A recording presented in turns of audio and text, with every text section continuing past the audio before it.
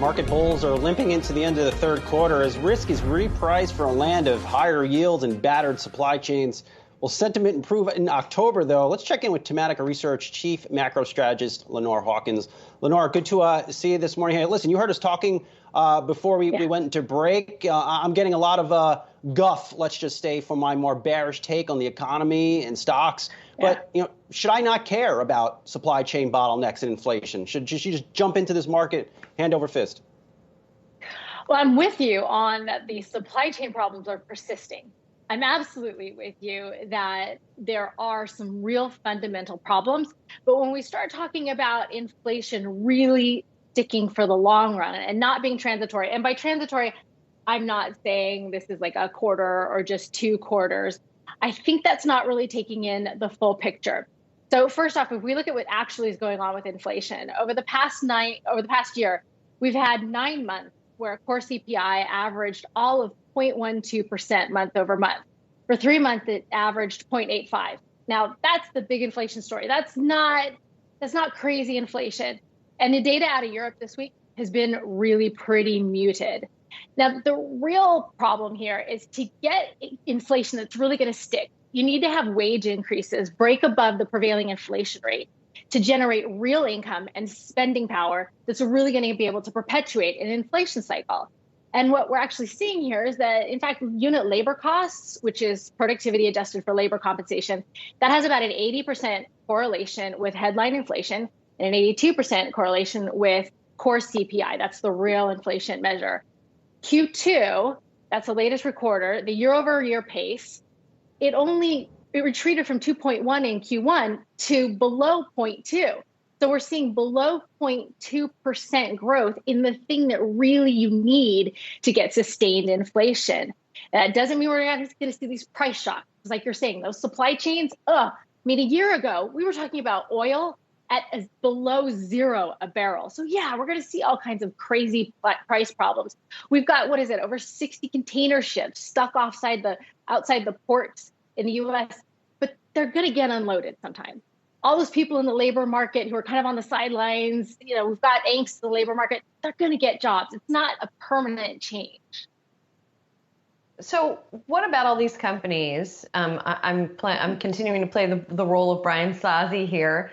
Yeah. What about all these companies that are coming out and warning now and saying that because of these supply chain problems, they're not going to be able to meet their numbers? Or in the case of Bed Bath & Beyond, it's actually more on the demand side, that the foot traffic is not there. So are these all just temporary bumps and stocks are just going to continue to rally once all of these issues are worked out? Well, we've got a market priced for perfection. The cyclically adjusted PE ratio is at 38.3. Now that's really high on a historical basis. So that means that stocks are priced for a lot of growth going forward. And there's a lot to get through. You've got a market priced to perfection, and you've got an economy that is decidedly not dealing with perfection. We've got those supply chain problems. That's going to take time to work out. You've also got the labor market, where we've got a shift undergoing with people deciding, God, how do they really want to live? And that's going to take some time to work out. You've got these pricing pressures that are going to take time to work out. All of that put together on top of what's going on in Capitol Hill, we've got real mixed messages coming out of Capitol Hill. You've got, on the one hand, the Fed saying, ooh, we're starting to get nervous. We're thinking about tapering. And all that tapering really means, let me put this into perspective, is you're going to reduce the amount of support that you're giving the economy. So we're talking about tapering. And then on the other hand, you've got the federal government that's arguing, the Democrats arguing to do a spending bill that's about 20% of GDP. That's what you do when you want to boost the economy. How do we reconcile those two things? Lenore, maybe you can reconcile this debate Julie and I have been having really all year long. Sure, if we get this infrastructure package, might be great. But how do we pay for it? And really, how to pay for it probably is higher taxes on corporations and individuals. What is the economic impact if that happens? Exactly. So on the one hand, we're talking about tapering. We want to reduce the support. Then we want to spend a bunch of money because we want to boost the economy. but then we're going to put taxes on, which is also brakes on the economy. That figuring out how all of this is actually going to pan out, kind of impossible right now, because we're looking at, well, is it zero stimulus or is it 4.5 trillion in stimulus? If it is the higher number, or if it's closer to that, what kind of taxes are we dealing with? If we don't get the taxes, if they don't increase taxes, then that means more borrowing, and that eventually has to matter to yields. So higher taxes are bad. I mean, the way you think about it from an economic standpoint, higher taxes in an economy trying to recover from pandemic, you don't want to see higher taxes, right? Yeah. Well, what do we do when we want to stop a behavior? We don't like people smoking, put a tax on it. We don't like soft drinks, put a tax on it. So if you don't like people generating income, put a tax on it. Oh, come on. Give me a break. That's not the only reason that you have taxes as a disincentive for something. Come on. Sorry.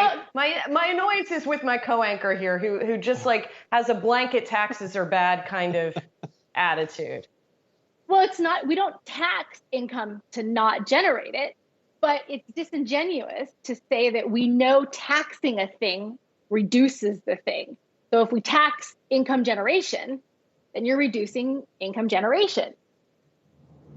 Right, but the idea, hopefully, is that the growth that you engender by what you're spending the taxes on will more than outpace, not just in the short term, but in the longer term, any short-term hit that someone is taking from that a company is taking from taxes.